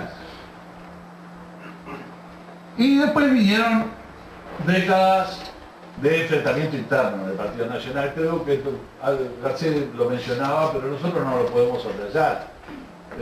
Hay una contradicción, somos partidos que tenemos contradicciones. El apoyo del Partido Nacional al golpe de Estado de Terra generó una división enorme en el Partido Nacional. Fue durísima. Lo quebró en dos. Comprometió el triunfo del Partido Nacional en las otras elecciones. Y hicimos dos lemas, uno del Partido Nacional y otro del Partido Nacional Independiente, en donde nos dijimos y nos hicimos de todo, porque la pelea entre hermanos es la peor pelea, en donde todavía sigue discutiéndose en el Partido Nacional eso, no son heridas que hayan cicatrizado, todavía sigue hablándose del golpe de Estado de Terra, y a nosotros los herreristas, yo no había nacido naturalmente, pero mi devoción por Herrera lleva a que trate de defenderlo como pueda, y a veces ahí me cuesta mucho porque no tengo muchos argumentos, salvo lado de la crisis económica y la necesidad de poder ejercer el poder político que no se podía en función del orden constitucional. Pero yo no quiero entrar en esa discusión, digo que nos dividió. Pero nos dividió al punto tal de que generaron dos convenciones en el Partido Nacional en donde se discutía y se peleaba mucho dentro, ¿no? Y colegiado sí, colegiado no, y un día Herrera dijo colegiado sí, y ¿cómo? Si desde el 16 veníamos diciendo que no, y se metió en el poder, y llegó del poder. Hay cuentos muy divertidos, anécdotas de Herrera en el Consejo de Gobierno que realmente son un deleite de lo que es la vaquilla política y cómo manejarse cuando era minoría en el Consejo de Gobierno de la época. Pero bueno, sería muy largo decirlo y narrarlo porque si no, no me da el tiempo. Yo sigo con los programas de principios que muestran que son a veces coyunturales, ¿no? El programa de principios de esa época, fíjense que la división del año 33, recién en el año 58 el Partido Nacional votó junto. Y gracias a la reconstrucción blanca que desde el Partido Nacional, la voz de Washington y Enrique Beltrán, hicieron un gran esfuerzo como para unir al Partido Nacional, Gustavo Gallinal también, varios personalidades que en la época levantaron su voz para generar la unión, y cuando lo unimos, ganamos. En el 58. También ingresó Nardoni, el Partido Ruralista, en donde muchos equivocadamente dicen que en el Partido Nacional fue una jugada del doctor Herrera para ganarle al Partido Colorado, y eso es un error de números. Si uno mira los números, en realidad el doctor Herrera con el ruralismo le gana a la UVP dentro del Partido Nacional. El Partido Nacional sin el ruralismo hubiera ganado igual también, porque ganó por más de 100.000 votos de la época. Pero el ruralismo fue un aporte muy importante donde generó la posibilidad de que pasaran del Partido Colorado mucha gente a votar dentro del Partido Nacional, y que generó aquel cuento de que esperemos los votos del interior que vienen despacio y vienen al trono. y de noche festejó un sector del Partido Nacional y en la madrugada vino el herrerismo y festejó el triunfo del Partido Nacional. Pero me estoy tratando de terminar, no sé cómo ando del tiempo. Pero fíjense que de ahí, recién en el año 1971 tuvimos un directorio único. Votamos dentro del mismo lema en el 58, pero no teníamos autoridades únicas en el Partido Nacional. Recién en 1971, donde mi tío Alberto Geber renuncia a la presidencia del directorio del Partido Nacional para unificar las autoridades, porque teníamos dos autoridades en el Partido Nacional. Y eso es lo difícil y lo hondo que había calado el apoyo al gobierno de Terra del año 33, que generó todas estas divisiones, ¿no? ¿Y por qué? Y bueno, porque nuestro principio fundamental era libertad y justicia. Y se nos caía uno de los pilares. Y mucha gente que desde afuera del partido decía, pero ¿cómo? ¿El Partido Nacional no defiende la libertad en todas sus formas? Bueno, y es muy difícil defender esa posición que puede estar a veces justificada por alguien que yo he escuchado hacer esfuerzos intelectuales muy grandes en cuanto a tratar de decir que no había, la crisis del 29 había generado un vacío de poder y que era necesario tener un acto de cirugía política para poder gobernar el país frente a una crisis que era real, pero que en el Partido Nacional no se justificaba de ninguna manera. Pero bueno, esa diferencia y esa ruptura en el Partido Nacional recién se consolidó en el 71, antes de las elecciones, para ir a las elecciones. Y hicimos un programa ahí de principio común, ya unido, que nos llevó 40 años, casi, ¿no? 38, 39 años, juntarnos en el partido. Fíjense lo traumático que fue para el Partido Nacional la decisión del apoyo, pero también en esa contradicción la discusión de ideas, los cuestionamientos, decirnos que no éramos un partido de ideas, porque ideas sobraban. Ahí se introduce la necesidad de una reforma estatal.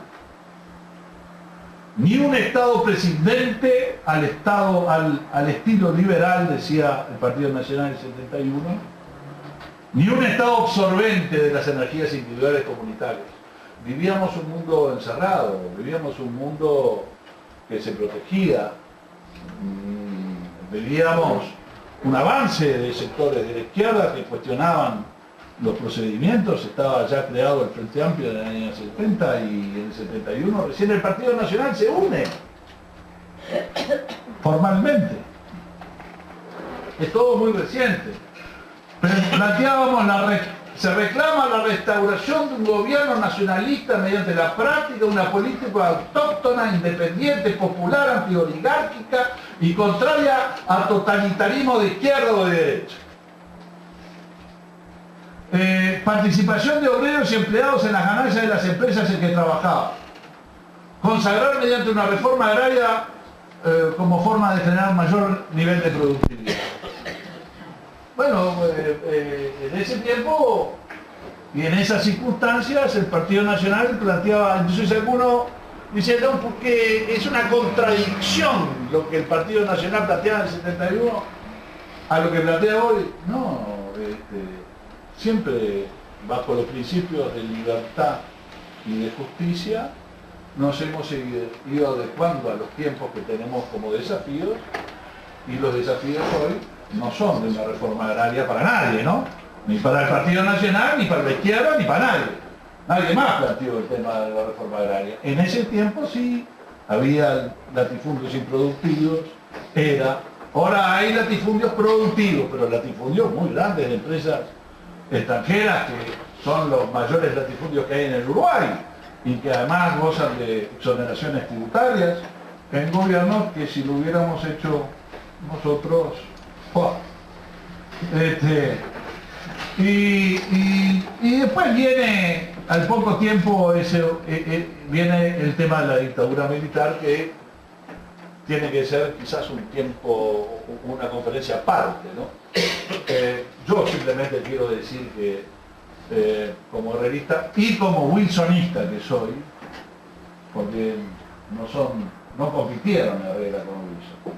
Cuando murió Herrera, todavía Wilson no había llegado a generar el liderazgo.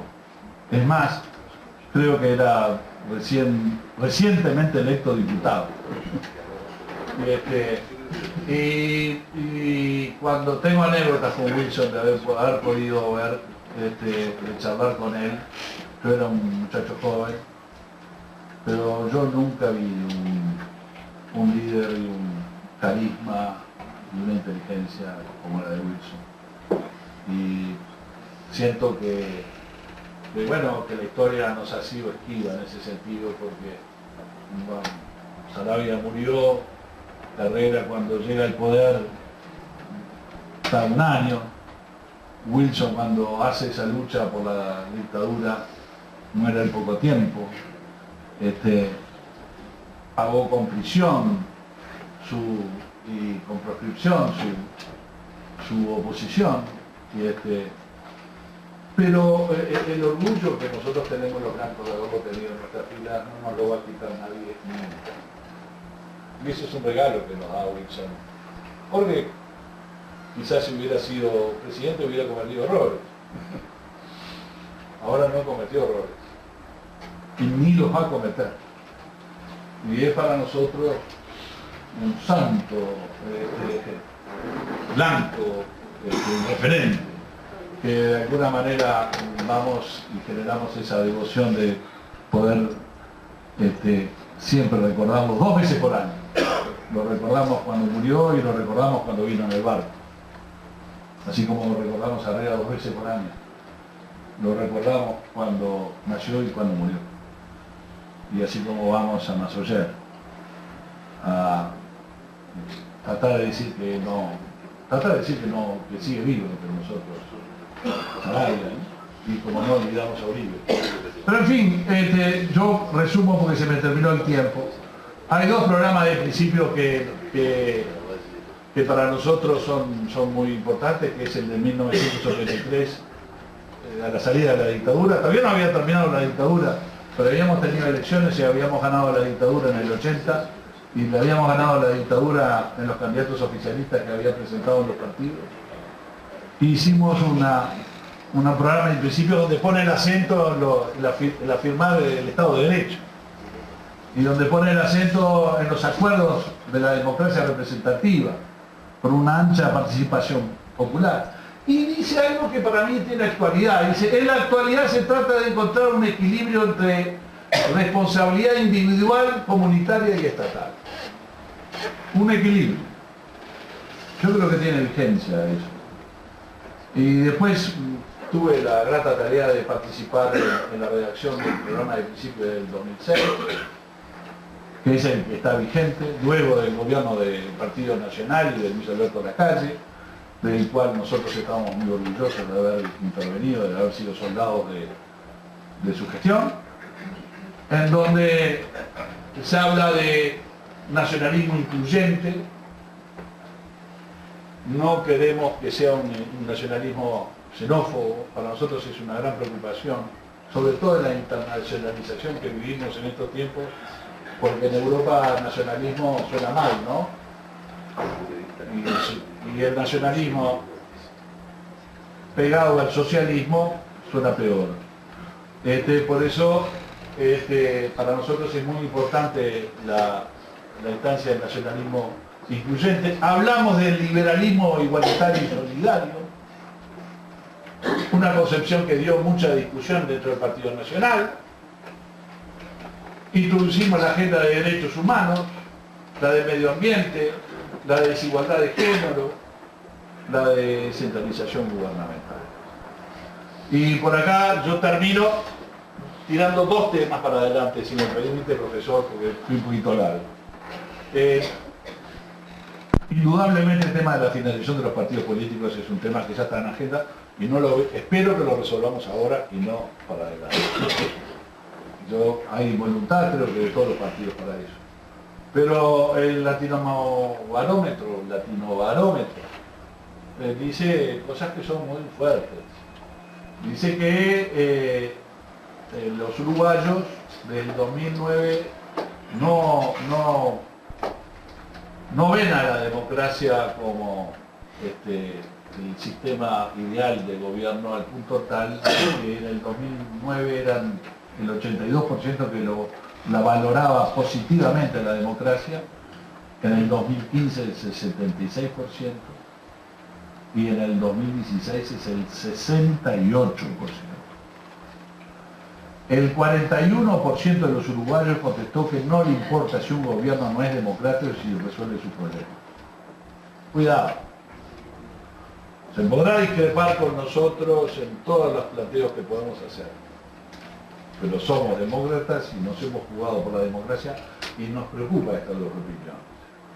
Frente a la inseguridad que vive nuestra población, en la misma encuesta dice que el pedido de mano dura antes en el año 95 era del 32%, en el 2004 del 45% y en el 2016 del 71%.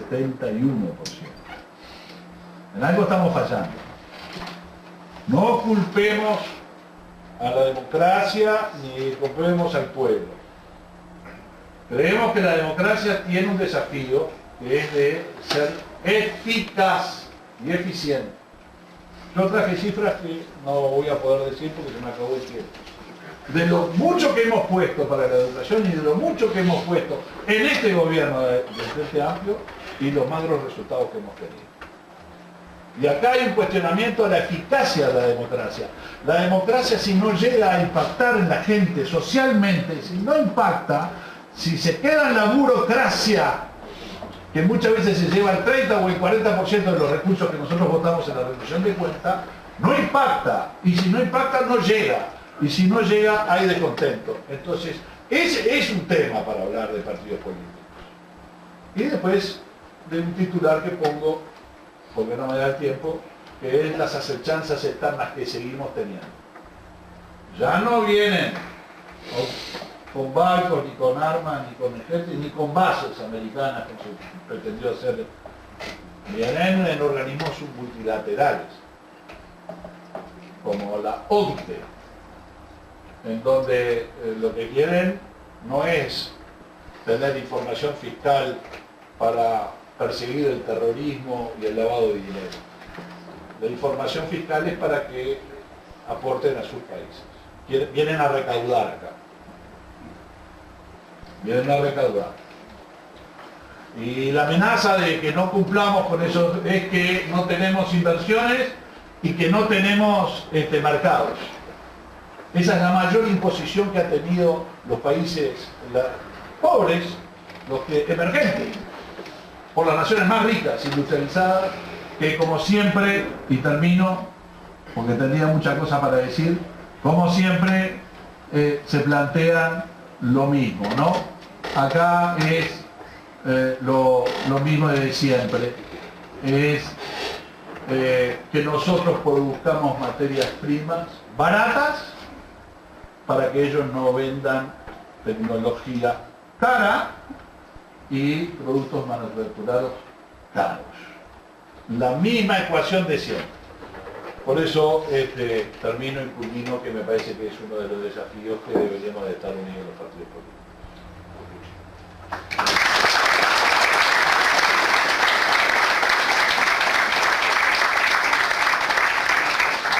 Bueno, ¿empezamos de qué? Bueno, buenas noches. Gracias a todos los participantes, gracias a ustedes por acompañarnos. Voy a hacer una reflexión, espero que breve, dada la hora y las advertencias que hizo el senador Bordaberry sobre el control remoto. Acá no, por suerte no hay, pero la gente se puede levantar y ir, así que voy a ser lo más breve posible. Pero les voy a proponer ir de nuevo atrás en el tiempo. Cuando armamos este orden así mezclado, sabíamos que íbamos a estar yendo y viniendo en el tiempo, para compartir algunas reflexiones sobre los legados de los partidos. Yo no voy a meterme en el debate sobre las fechas, la fecha exacta de nacimiento de los partidos, de las divisas, etc. Sí, digo que parece bastante claro que tenemos unas divisas claramente identificadas y compitiendo entre sí desde el momento en que hay un centro político que está en disputa, y ese centro político es el resultado de la Constitución de 1830. Hay una presidencia en disputa, hay una cierta cantidad de cargos en disputa, el premio mayor obviamente es la presidencia, y bueno, muchos nenes quieren jugar por esos cargos, quieren competir por esos cargos, pero lo que se precisa, además de la ambición y la voluntad, se precisa respaldo, se precisa gente, se precisa organización, y en 2016, como en 1830, muchos quieren tener esas cosas, pero pocos son los que tienen efectivamente esos atributos. Y en el Uruguay de 1830 los que tenían esos atributos eran los caudillos, ¿sí? Entonces hay divisas que no son claramente los partidos modernos que conocemos hoy, pero hay divisas desde que tenemos estas condiciones. Y por cierto, esas divisas producen identidades que se desparraman, están presentes en distintas tradiciones. Las intervenciones anteriores hicieron mención a algunas divisiones importantes que se produjeron a lo largo de la historia. El senador Heber mencionaba la división del Partido Nacional y el Partido Nacional Independiente. Obviamente ambas organizaciones reivindicaban esa identidad, se sentían herederas de esa identidad nacida en 1836 o por ahí. Y uno, para poner un ejemplo, también se mencionó hace un rato a Venancio Flores, ¿verdad? La historia del siglo XIX está repleta de anécdotas maravillosas de los enfrentamientos entre el general Venancio Flores y los jóvenes colorados, ilustrados, agrupados en el Partido Conservador, ¿sí? Y ambos se reivindicaban herederos legítimos de una identidad, pero las identidades están repartidas en distintas organizaciones. Esa me parece que es una distinción importante a la hora de pensar los legados y las perspectivas, que es lo que plantea la convocatoria de este evento. Por cierto, estas identidades son las que dan origen a los partidos tradicionales, yo lo sigo llamando así, a los partidos tradicionales. Claro que hay otras tradiciones, pero bueno, creo que todos nos entendemos todavía en el Uruguay cuando hablamos de partidos tradicionales a qué nos estamos refiriendo.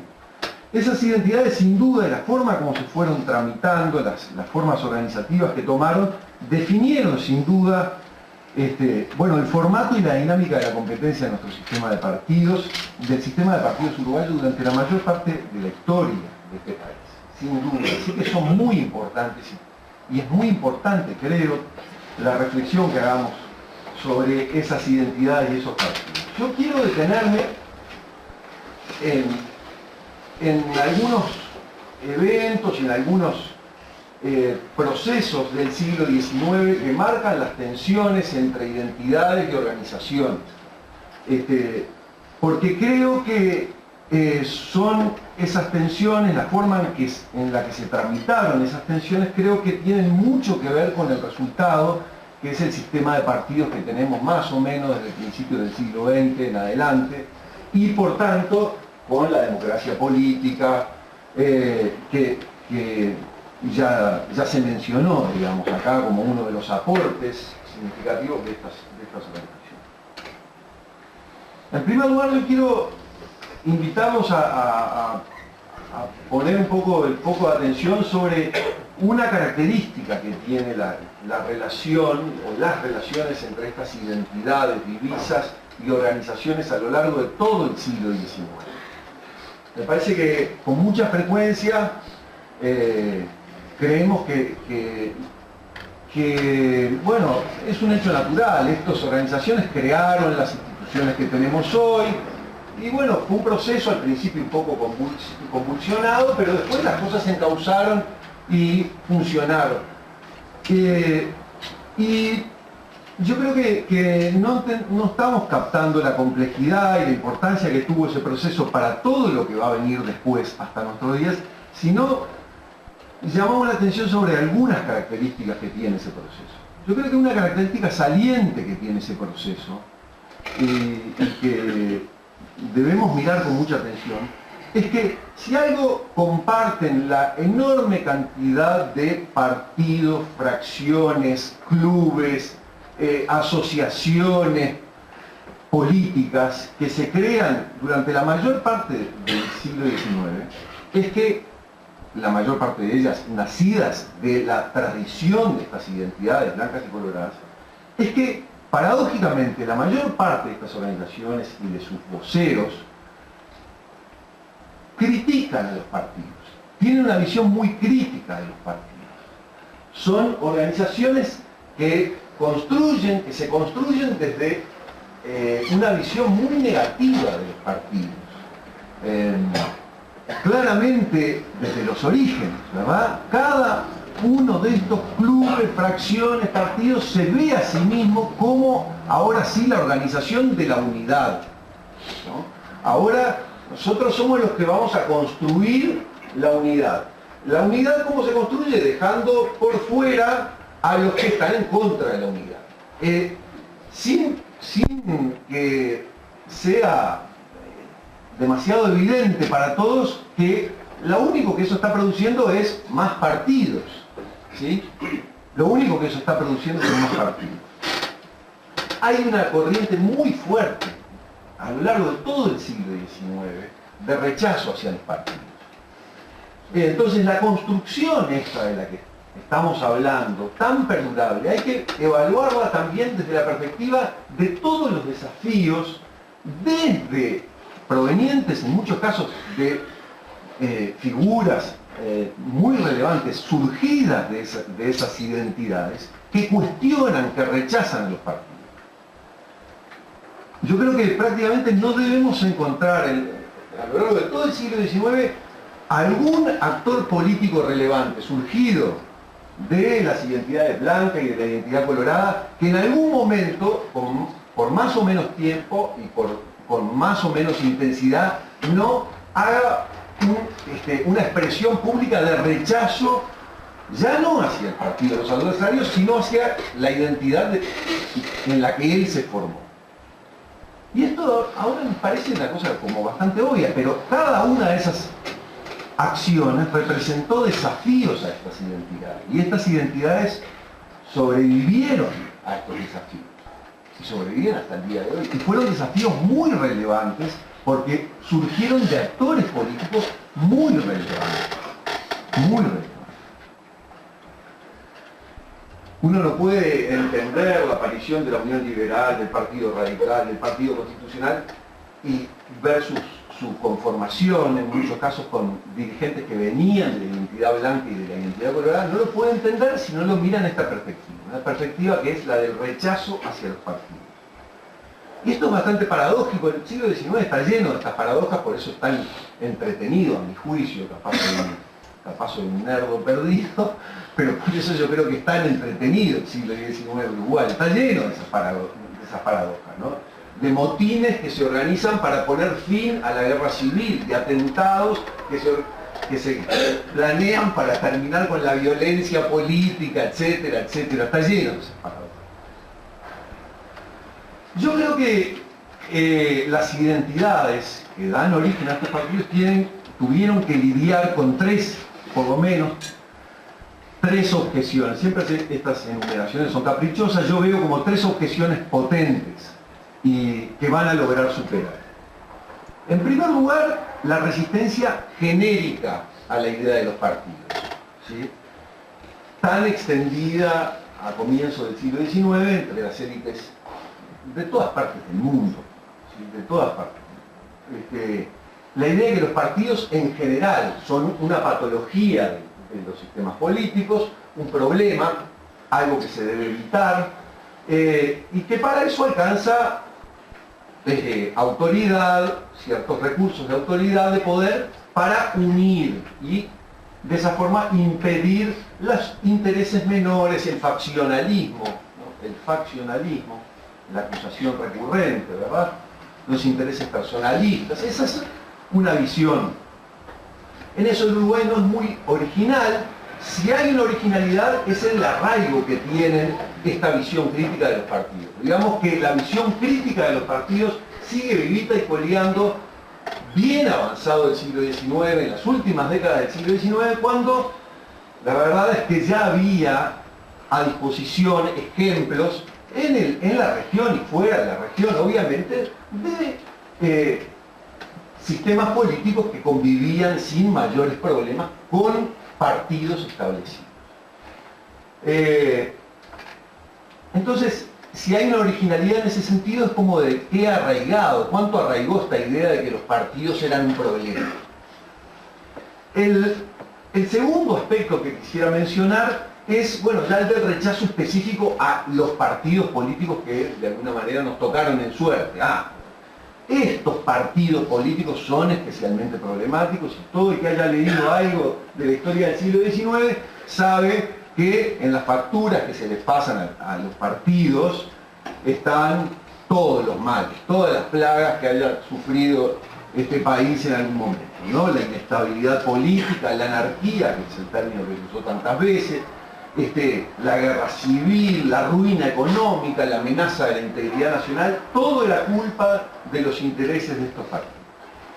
Y en tercer lugar, muy pegado con esto anterior, esta idea de qué son los partidos, qué son las divisas, son los caudillos, digamos.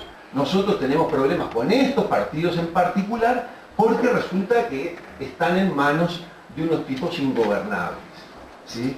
Unos tipos que no entienden que hicieron un servicio a la patria, pero ahora es el momento de dejar las cosas en manos de los que sabemos cómo se gestionan, ¿no?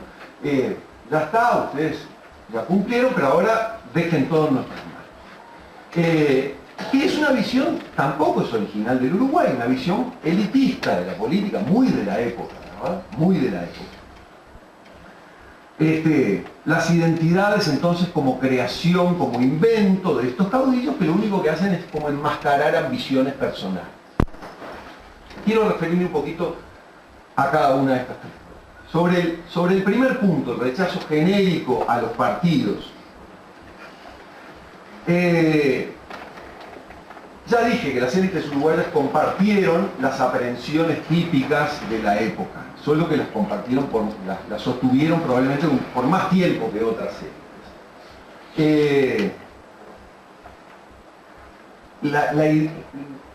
A las élites uruguayas en general, en un sentido amplio, les costó muchísimo incorporar la idea de que los partidos son parte de un todo y que no pueden un partido representar al todo. Les costó mucho, literalmente, sabemos, sangre, sudor, lágrimas, ¿sí? Mucho le costó a estas élites entender esta noción básica de que los partidos son parte, ¿sí? Un sistema de partidos se compone de varias partes y no es posible construir un orden estable, salvo con unos niveles de violencia y de represión muy altos y muy difíciles de sostener por mucho tiempo, si no se acepta. En 1884, acá una reivindicación pseudo profesional del legado, en 1884 Federico Acosta y Lara postuló una cátedra en Derecho con una tesis y que luego se convirtió en un libro acerca de los partidos políticos, ¿sí? Y probablemente es el primer manual que existe, la primera reflexión académica, sistemática acerca de los partidos en general y de los partidos políticos en el Uruguay. Y como buena cosa de académico, digamos, Acosta y Lara sostenía algunas cosas que claramente no estaban en sintonía con lo que creía la mayoría de la opinión pública y de la élite política.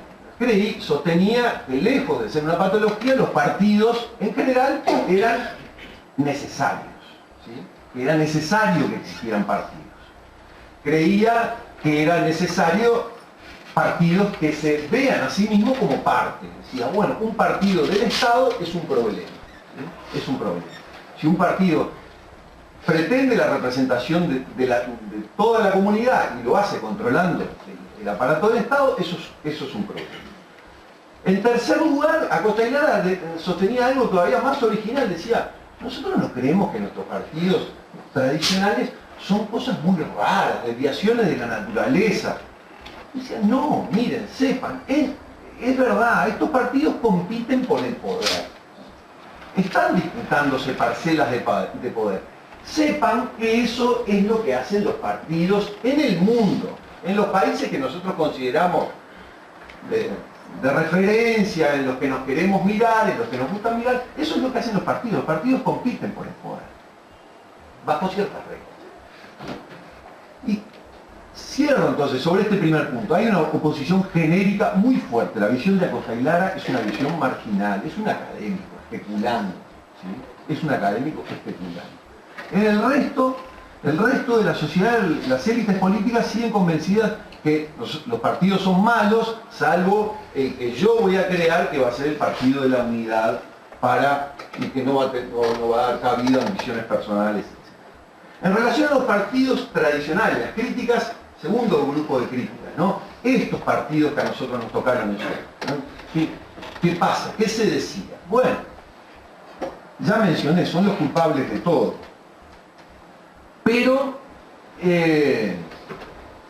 y todos nosotros tenemos, todos los que estamos acá presentes, tenemos presentes algunas de las críticas y de dónde venían, ¿no?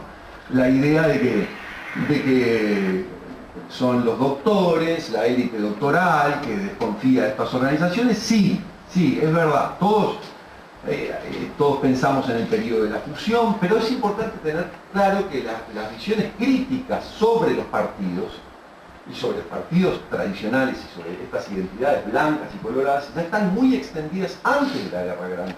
La Guerra Grande lo único que hace es profundizar. La Guerra Grande lo que hace es profundizar. Y van estas críticas, como ya dije, a sobrevivir mucho tiempo después, mucho más allá del fracaso de la fusión. Están estas ideas. Porque el problema son los partidos genéricos, que a nosotros además nos tocó lo peor de lo peor. Esta forma de partido. Esta visión. Esta visión está presente entre los doctores, por cierto, que ven estos aparatos que no pueden controlar, que están permanentemente saliéndose de control, pero como decía antes el senador Heber, refiriéndose a las coincidencias de Venancio Flores y Manuel Oribe, ¿no? Ahí sí, 1855, en pleno auge fusionista. Ahí tenemos una proclama apoyando la candidatura de Gabriel Pereira, que lo que hace es decir, ¿dónde está el origen de la ruina de este país? ¿Dónde se origina? El origen de la ruina de este país son los partidos tradicionales. La firma de Oribe y Flores. La firma de Oribe y Flores, diciendo, digamos, la visión está muy extendida y muy arraigada. Muy extendida y muy arraigada. En tercer lugar, relacionado con esto,